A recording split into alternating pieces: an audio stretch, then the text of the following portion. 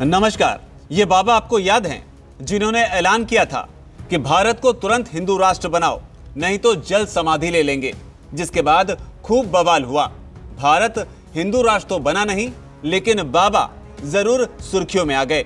बाबा का नाम है परमहंसदास, जो इससे पहले 2 बार चिता समाधि का भी ऐलान कर चुके हैं।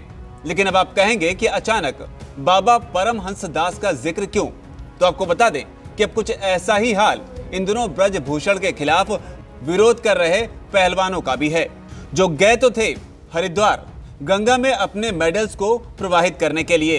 तमाशा भी हुआ, वीडियो भी बने, नेशनल न्यूज चैनल्स पर कवरेज भी हुई, सोशल मीडिया पर भी वीडियो वायरल हुए। लेकिन इसके बाद मां गंगा तो छोड़िए, ये टिकैत को अपने मेडल्स सौंप कर वापस लौट आए। हालांकि इस बीच पूरे घटनाक्रम को लेकर सवाल उठ रहे हैं। क्या ये पूरा मामला स्क्रिप्टेड था? आप पूछेंगे क्यों?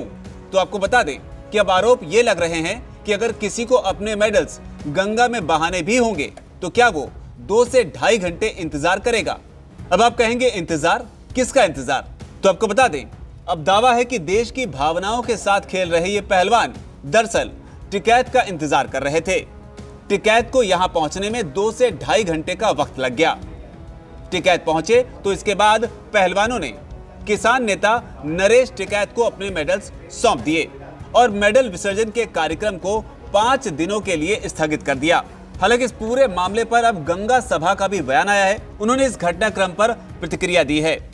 गंगा में मेडल बहाने का गंगा महासभा ने विरोध किया और बयान दिया। उन्होंने कहा कि यहाँ सनातनी लोग पूजा पाठ के लिए आते हैं, ये कोई राजनीति का अखाड़ा नहीं है, ये कोई जंतर मंतर नहीं है, ये दिल्ली का कोई मैदान नहीं है कि आप यहाँ पर आएंगे और इसे अपनी राजनीति का अखाड़ा बनाएंगे।